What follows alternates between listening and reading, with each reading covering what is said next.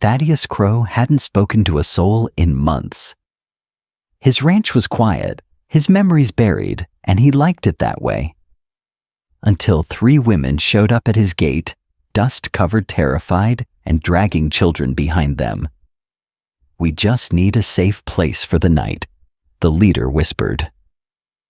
But by morning, men with guns would come looking for them.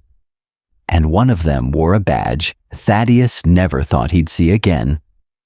The past he buried 15 years ago had just come riding back, and this time it wasn't leaving without a fight. The sun hung merciless overhead when the sound reached him. Voices, real human voices, cutting through the silence that had wrapped around his ranch like a thick blanket for years. Thaddius dropped the hammer he'd been using to repair the fence and squinted toward the main road. 3 figures moved slowly up the dusty path, their shadows long and wavering in the heat. He hadn't seen another soul since the supply run to town back in spring. Now here they were, 3 women walking toward his property, with small children trailing behind them. The youngest girl, barely more than a toddler, stumbled in the dirt and immediately started crying. One of the women scooped her up without breaking stride. That felt his chest tighten. People meant complications. People meant questions he didn't want to answer in conversations he'd forgotten how to have. His hand moved instinctively to the rifle, leaning against the fence post, not out of threat, but out of habit. Strangers didn't just wander onto his land by accident. The lead woman had dark hair escaping from a faded bonnet. Her dress, once probably blue, had been worn to a dusty gray. She walked with purpose despite the exhaustion clear in her shoulders.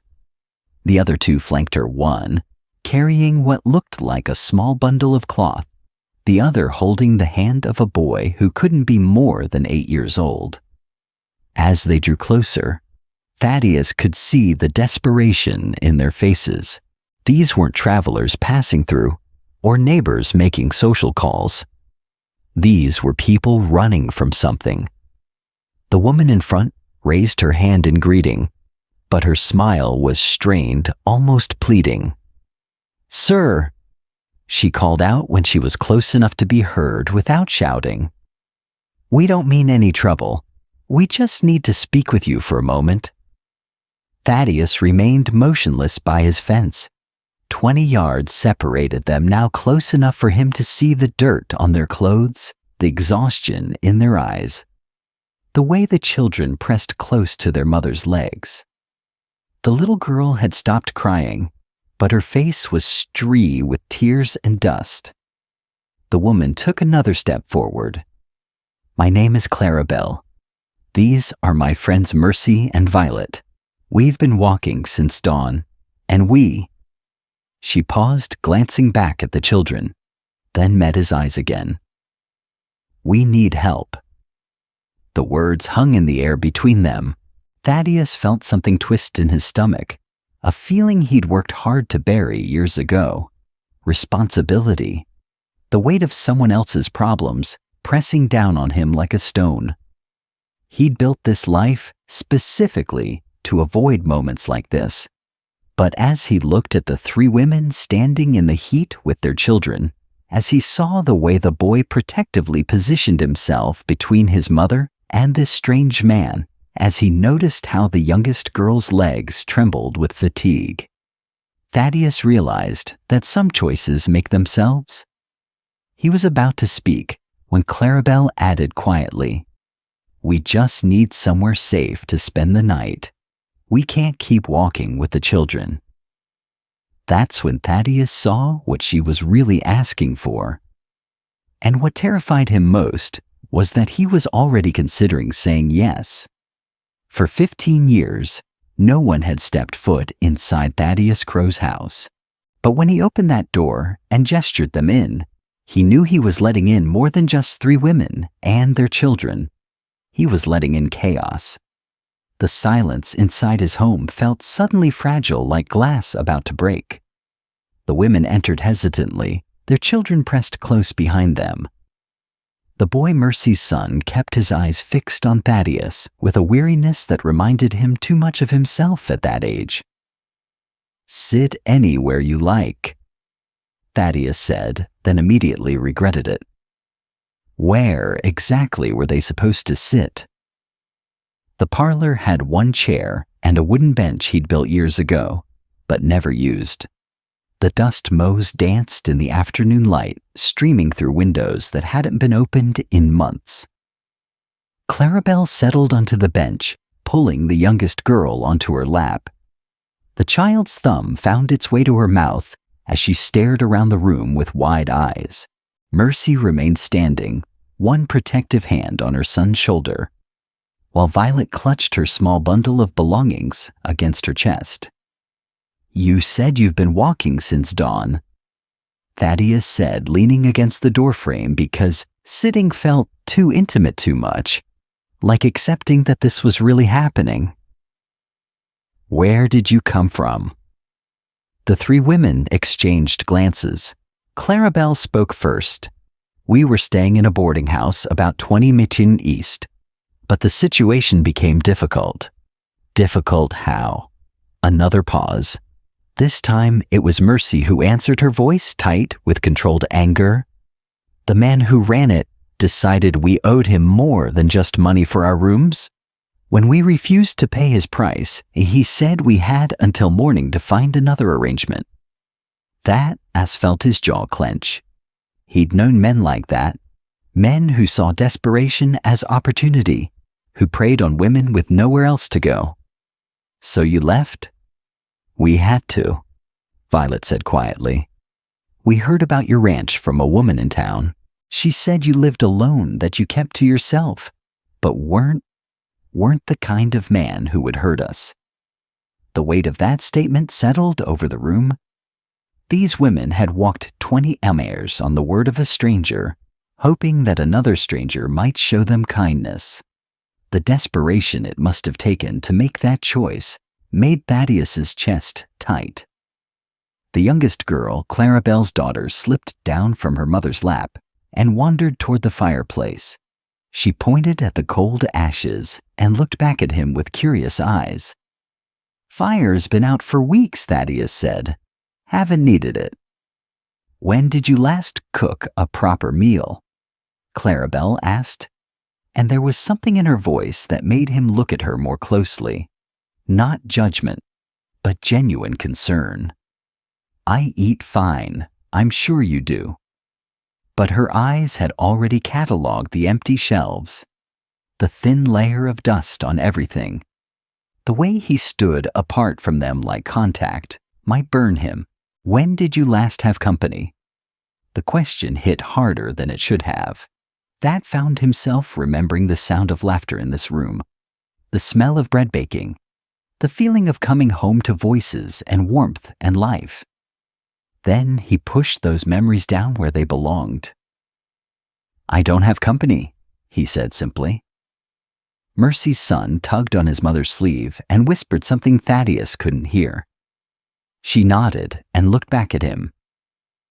"Samuel wants to know if you have any food. The children haven't eaten since yesterday morning." Yesterday morning, Thaddius felt something crack inside his chest. These women had been walking for over a day with hungry children, hoping to find someone who wouldn't turn them away, and they'd chosen him. "I'll fix something," he said, moving toward the kitchen. "You all just make yourselves comfortable." But as he reached for the pantry door, Clarabelle's voice stopped him. "Mr. Crow, there's something else we need to tell you. Something about why we really had to leave so quickly." Thaddius turned back to face them, already knowing that whatever she was about to say would make everything more complicated. And as he looked at the three women huddled in his dusty parlor with their tired children, he realized that the person he'd been protecting all these years by living alone was about to face his greatest test. Because sometimes the thing you're running from finds you anyway, and sometimes it comes wearing the face of people who need your help. The truth hit Thaddius like a physical blow. But it wasn't what Clarabelle told him about their past that shattered his carefully constructed walls. It was what she said about his own. The boarding house owner wasn't just demanding money. Clarabelle continued, her voice steady, despite the tremor in her hands. He said he knew men who would pay good money for women like us, women with children and nowhere to go. He gave us until sunrise to decide. Thaddius felt the familiar rage building in his chest. The same fury that had driven him to this isolated place 15 years ago. Men who preyed on the desperate. Men who saw vulnerability as profit. His hands clenched into fists before he forced them to relax. "That's not all," Mercy added quietly. "He sent someone after us. A man on horseback passed us about an hour ago riding toward town.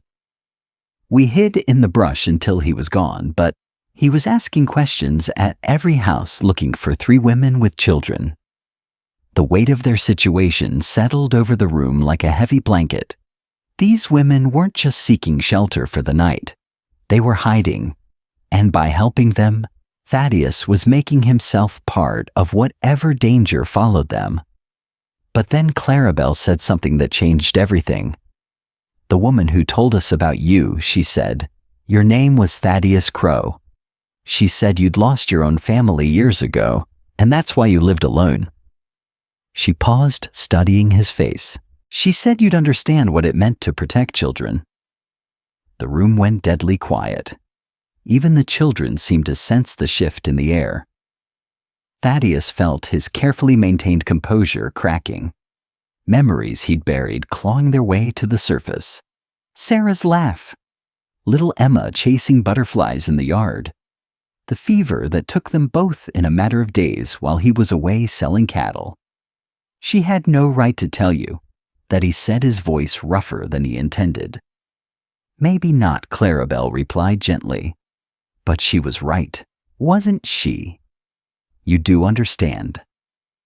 Thaddius turned away, staring out the window at the vast emptiness he'd chosen over human connection. The loneliness had been his penance, his way of ensuring he'd never again have to watch helplessly as the people he cared about suffered. But now these strangers were asking him to care again, to risk again, to choose their safety over his own carefully guarded peace. The youngest girl, Violet's daughter, had wandered over to a dusty shelf where an old wooden horse sat forgotten. Emma's horse, the one he'd carved for her 4th birthday, just weeks before the fever came. The little girl reached for it with chubby fingers, then looked up at him with eyes that were heartbreakingly familiar. "Can I play with this?" she asked in a whisper. Thaddius stared at the toy he hadn't touched in 15 years, at the child who looked so much like his own daughter that it made his chest ache. Behind him, he could hear the mothers holding their breath, waiting to see if he would share even this small piece of his past. Before he could answer, the sound of hoofbeats echoed from outside. Fast, urgent, getting closer. Mercy moved to the window and peered through the dusty glass. When she turned back, her face was pale. Someone's coming, riding hard up the main road. Thaddius felt everything inside him go cold. The choice he'd been wrestling with was about to be made for him.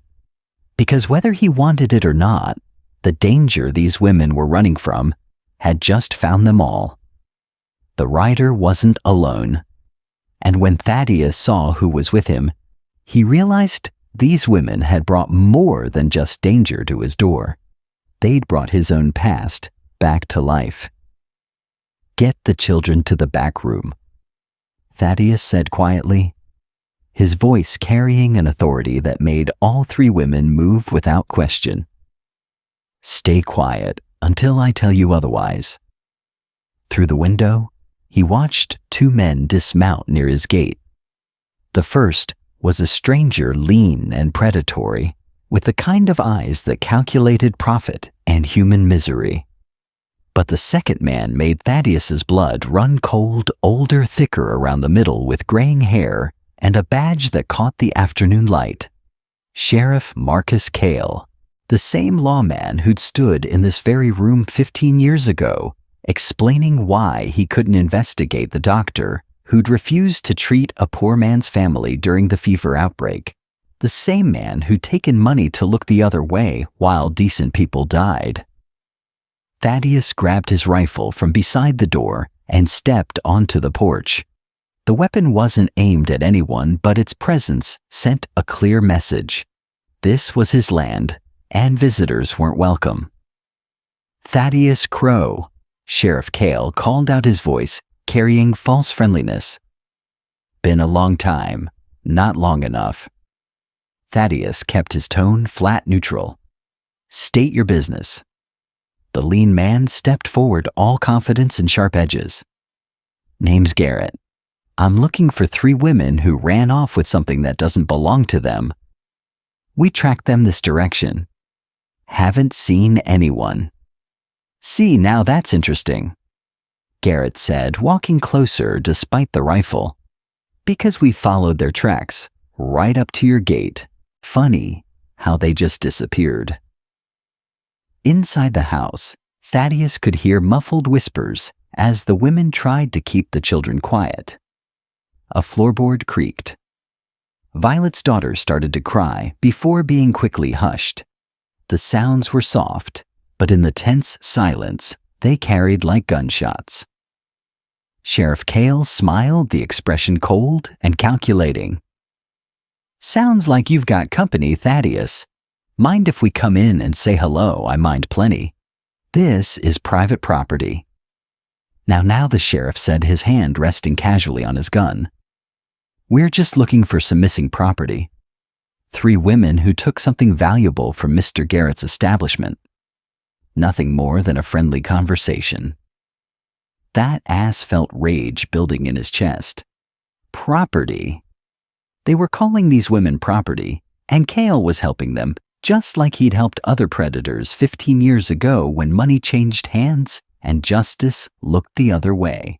"The only conversation I'm interested in," Thaddius said, raising his rifle slightly, "is the one where you explain why you're on my land without invitation." Garrett's mask slipped for a moment, revealing the violence underneath. "Those women belong to me. They have debts to pay, obligations to fulfill. I'm not leaving without them." "The hell you're not." The 2 men exchanged glances. Thaddius could see them calculating odds, weighing their options. 2 against 1. But he had the higher ground and better cover. More importantly, he had something they didn't. A reason to fight that went deeper than money. Inside the house, one of the children whispered something that carried through the thin walls. Samuel's voice, young and scared. "Mama, is the bad man going to find us?" The question hung in the air like a challenge. Thaddius thought about Emma, about how she'd clung to him during those final fevered nights, how helpless he'd felt watching her suffer. While men like these decided that some lives mattered less than others. Sheriff Cale took a step toward the porch. "Thaddius, you don't want to make this harder than it needs to be. These are dangerous women thieves. They've probably already robbed you blind." "The only thieves I see," Thaddius said, his voice deadly quiet, "are standing in my yard." That's when Garrett's hand moved toward his gun, and Thaddius realized that 15 years of hiding from the world hadn't prepared him for this moment. Because some fights, once they start, don't end until someone doesn't get up. And with 3 mothers and their children depending on him, Thaddius Crow was about to discover exactly what kind of man he still was. The first shot shattered more than just the afternoon silence.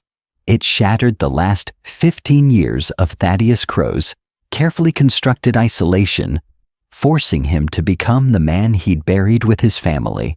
Garrett's hand had barely cleared leather when Thaddius's rifle barked. The bullets splintered the fence post inches from the stranger's head, sending him diving for cover behind his horse. Sheriff Cale drew his weapon, but hesitated clearly, not expecting armed resistance from a man he remembered as broken and defeated. "Next one won't be a warning," Thaddius called out, working the bolt on his rifle. "Get off my land." From inside the house came the sound of children crying quickly, muffled by their mother's hands. Thaddius felt each sob like a knife in his chest, remembering another child's cries that he'd been powerless to stop. But not this time. This time he could do something. "You're making a big mistake, Crow," Sheriff Cale shouted, using his horse as cover. "Those women are criminals. Harboring them makes you one too." "Then arrest me," Thaddius replied. "Come up here and put me in chains." "I'm waiting." The challenge hung in the air between them. Cale had the law on his side, but laws meant nothing when you were staring down the barrel of a rifle held by a man with nothing left to lose. And that's exactly what Thaddius had become. A man who'd already lost everything that mattered. Garrett popped up from behind his horse pistol in hand. "I've got $50 for each of those women." "Crow? That's more money than you've seen in years. All you have to do is walk away," counteroffer Thaddius said, swinging his rifle toward the voice. "You ride out now, and I don't put a hole in you big enough to drive a wagon through." Inside the house, he heard Clarabelle's voice, soft but urgent, trying to calm the children.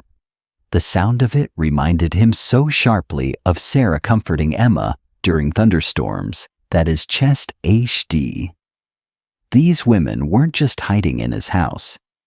They were depending on him, trusting him, believing he could protect them the way he'd failed to protect his own family. Sheriff Cale tried a different approach. Think about what you're doing. These women have filled your head with lies. They're not innocent victims. They're who ran off owing money." The word hit Thaddius like a physical blow, not because he believed it, but because of how casually Cale dismissed 3 human beings, just like he dismissed Sarah and Emma all those years ago. Just property, just problems, just people who didn't matter. Sheriff Thaddius said, his voice dropping to a whisper that somehow carried across the yard. "You've got 10 seconds to decide if you're leaving on your horse or over it." That's when Clarabelle made a decision that changed everything. The front door opened behind him, and she stepped onto the porch, her hands visible but her chin raised defiantly. "Mr. Garrett," she called out. "You want to talk to us, then talk, but you leave this man out of it." Thaddius felt panic surge through him. "Get back inside." But Clarabelle shook her head. No more running. No more hiding. She looked down at him with eyes that held more courage than he'd seen in 15 years. Some fights are worth having.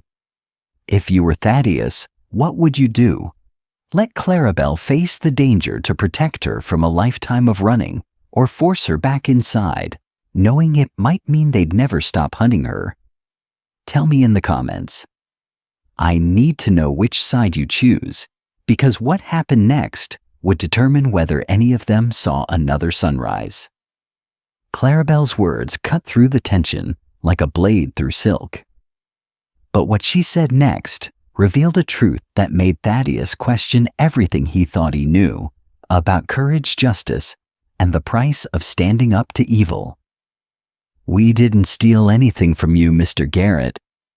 Clarabelle said, her voice steady despite the guns pointed in her direction. "Unless you count our dignity, our choices, our right to say no." Garrett's laugh was ugly cruel.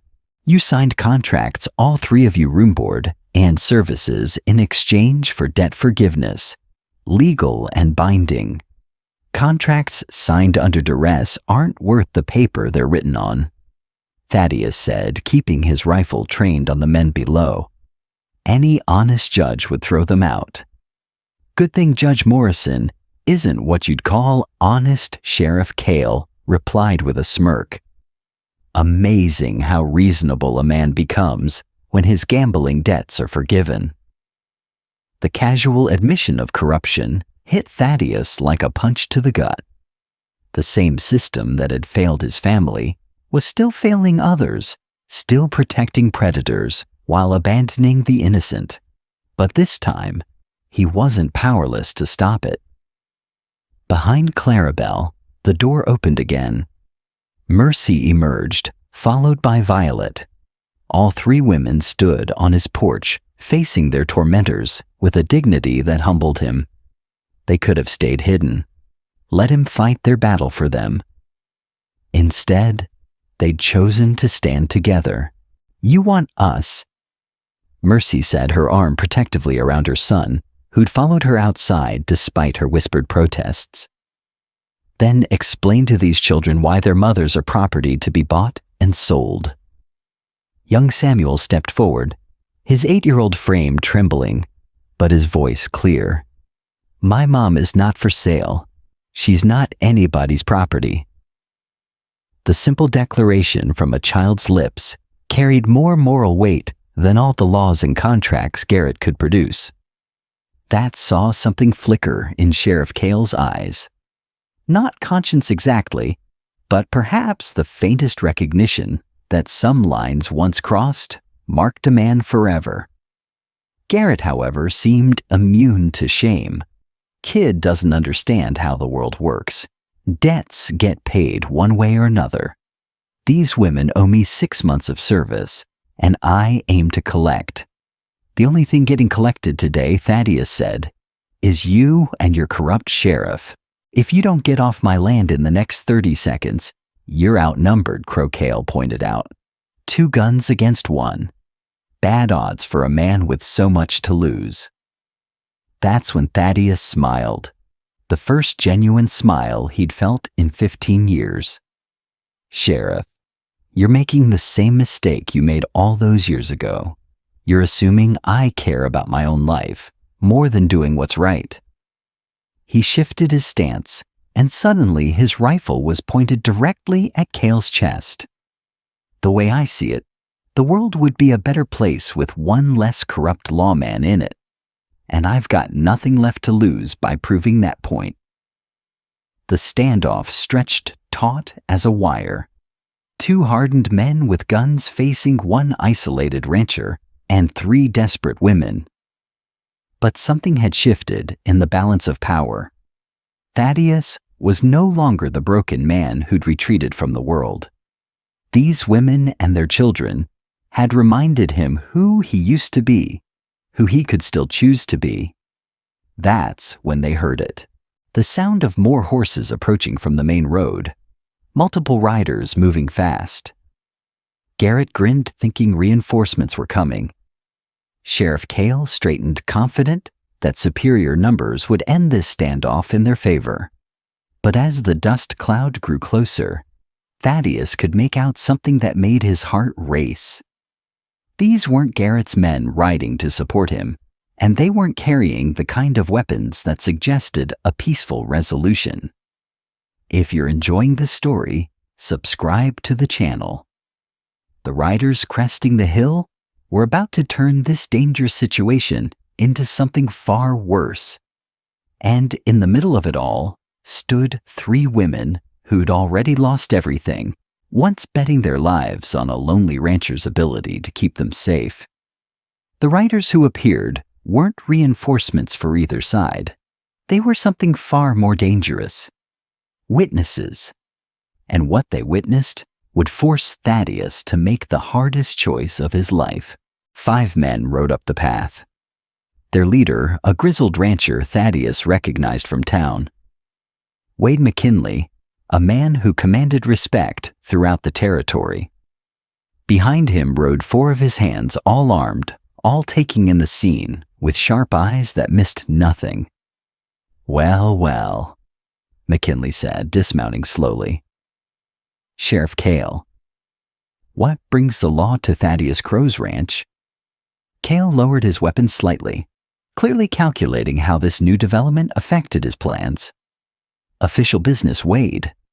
These women are fugitives from justice, Funny McKinley replied, studying the three women on the porch. They look like mothers protecting their children to me.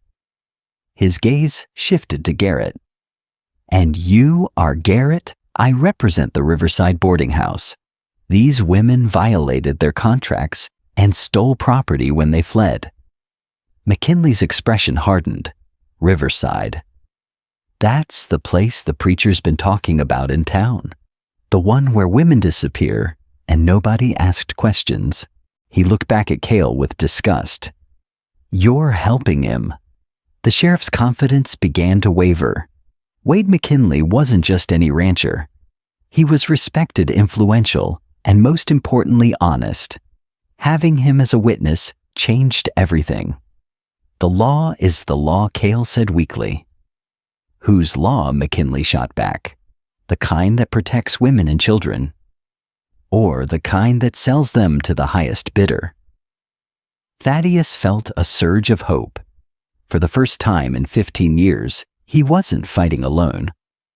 But that hope died when Garrett pulled a second gun and pointed it directly at little Samuel. Enough talk. Garrett snarled. These women come with me now, or the boy pays the price. The world went deadly silent. Samuel stood frozen, his young face pale with terror. Mercy started forward, but stopped when Garrett swung the gun toward her. One step closer and I paint this porch with his blood, Garrett warned. McKinley's men reached for their weapons, but Garrett shook his head. 7 armed men against one desperate businessman. I like my odds better when I've got insurance. That's when Thaddius understood the true cost of protecting others. It wasn't just about being willing to die. It was about being willing to watch innocents suffer for your choices. The same helplessness he'd felt watching Emma slip away from fever now threatened to destroy him again. But Clarabelle stepped forward, placing herself between Garrett and the boy. Take me. Leave the children and take me. I'll go willingly if you promise to let them stay here safely. All 3 of you or the boy dies, Garrett replied coldly. Mercy moved to stand beside Clarabelle. Then we all go, but the children stay. Violet joined them, forming a wall of maternal protection between Garrett and their young ones. 3 women who'd already sacrificed everything, now prepared to sacrifice themselves again. Thaddius felt something break inside his chest. These women weren't just protecting their children. They were teaching him what real courage looked like, the kind that counted others' lives as more valuable than your own. But as he watched 3 mothers prepared to walk back into hell to save their children, Thaddius Crow realized that sometimes the best way to honor the dead is to refuse to let anyone else join them. The rifle in his hands suddenly felt like it weighed nothing at all. What happened next lasted only seconds, but it changed Thaddius Crow's life forever. Sometimes the moment that defines you comes not from what you're willing to sacrifice, but from what you refuse to let others sacrifice for you. No, Thaddius said, quietly stepping down from the porch. Nobody's going anywhere. Garrett swung his gun toward him. Stay back, old man, or I'll... The shot echoed across the ranch like thunder, but it wasn't Thaddius who fired. Wade McKinley's rifle smoked in his hands as Garrett crumpled to the ground, his weapon spinning away across the dirt. The businessman clutched his shoulder, cursing and writhing in pain, but very much alive. Threatening children, McKinley said grimly, working the bolt on his rifle.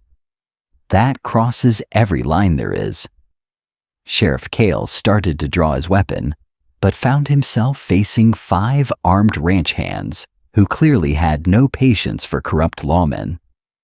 His hand froze on his gun as he calculated odds that had suddenly turned very much against him. "Here's what's going to happen." McKinley announced, his voice carrying the authority of a man used to being obeyed. "You're going to get your wounded friend there, load him on his horse and ride back to whatever hole you crawled out of. And Sheriff Cale, you're going to forget you ever heard of Riverside Boarding House? Or I'll make sure every decent person in the territory knows exactly what kind of law you've been enforcing." Cale looked around at the faces staring back at him. McKinley's men, the 3 women on the porch, Thaddius with his rifle still ready. He was outnumbered, outgunned, and most importantly, on the wrong side of justice. Without a word, he holstered his weapon and helped the groaning Garrett to his feet. "This isn't over," Garrett wheezed as they loaded him onto his horse. "Yes, it is," Thaddius said simply. "And if I see either of you on my land again, McKinley won't get the chance to wound you first." The 2 men rode away, Garrett slumped over his saddle, and Cale's dignity trailing behind them in the dust. As they disappeared over the hill, an extraordinary silence settled over the ranch. Not the empty silence of loneliness, but the peaceful quiet of safety restored. Clarabelle was the first to move, scooping up her daughter and holding her tight. The little girl had been clutching Emma's wooden horse throughout the entire confrontation, and she looked up at Thaddius with eyes full of trust. "Can I keep this?" she asked, holding up the toy. Thaddius felt his throat tighten. "It belongs here," he said softly. "Just like you do if you want to stay." The 3 women exchanged glances, hope and disbelief wearing in their expressions. "You mean that?" Mercy asked. "This ranch has been empty too long," Thaddius replied. "Could use the sound of children playing again. Could use the sound of laughter." McKinley clapped him on the shoulder. "Good man, Thaddius. Your Sarah and Emma would be proud." As McKinley and his men rode away, Thaddius stood in his yard watching 3 children chase each other around the fence posts, while their mothers talked quietly on the porch. The sun was setting, painting everything in warm gold, and for the first time in 15 years, he wasn't dreading the approach of night.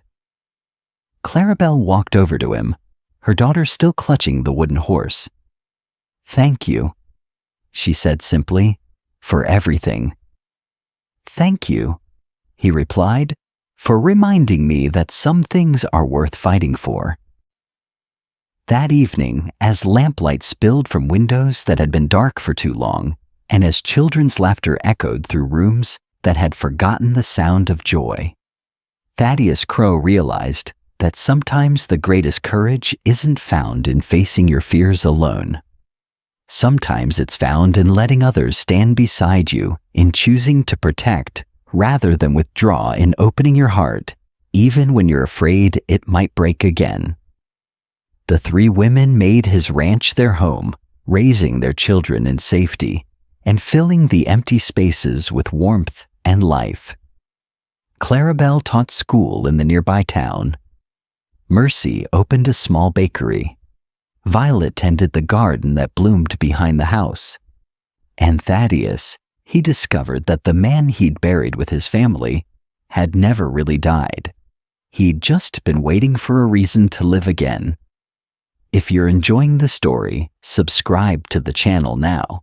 Click on the video on the screen to hear a story even better than this one, where a single act of kindness in the unforgiving West unleashes consequences that will leave you breathless. Click on the video now.